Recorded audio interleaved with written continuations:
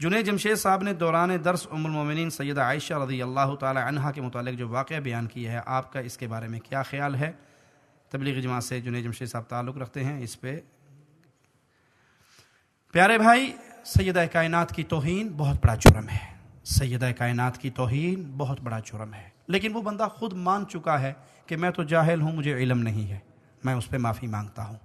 رسول اللہ صلی اللہ علیہ وسلم کی یہ شان ہے کہ کوئی نبی صلی اللہ علیہ وسلم کی توہین کر کے معافی بھی مانگ لے، وہ تب بھی واجب القتل ہے، اس کی معافی قبول نہیں ہوں گی، تائب ہو یا غیر تائب، واجب القتل ہے۔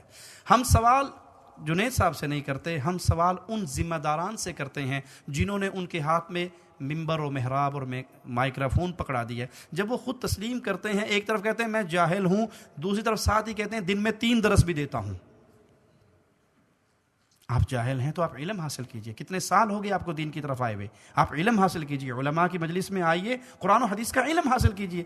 یعنی بغیر علم کے کسی کو ممبر پہ بٹھا دینا یہ خود ایک جرم ہے۔ مجھے یاد ہے ہمارا ایک پٹھان دوست ہے اسلام آباد میں، وہ کہتا میں جماعت کے ساتھ گیا، شیخ صاحب تو مجھے انہوں نے زبردستی کھڑا کر دیا، بیان کرو۔ میں نے کہا میں تو ڈرائیور ہوں، میں کیا بیان کروں گا؟ کہتا نہیں بیان کرو۔ کہا مجھے کچھ نہیں آتا۔ کہا کچھ نہ کچھ تو بیان کرو۔ میں مسجد میں بیٹھ کے واللہ آپ کو یہ واقعہ سنا رہا ہوں، تو کہا مجھے اس نے جب کھڑا کر دیا مجبوراً، اب کچھ آتا بھی نہیں تھا، میں کھڑا ہو گیا، میں نے کہا بسم اللہ الرحمن الرحیم، اللہ تعالیٰ کا بڑا شکر ہے اللہ نے مجھے انسان بنایا، اللہ تعالیٰ کا بڑا شکر ہے اللہ تعالیٰ نے مجھے مسلمان بنایا، اللہ پاک کا بڑا شکر ہے اللہ نے مجھے پٹھان بنایا، السلام علیکم ورحمۃ اللہ۔ جب آپ اس طرح جوہال کو مائک پکڑا دو گے تو وہ کیا کہے گا؟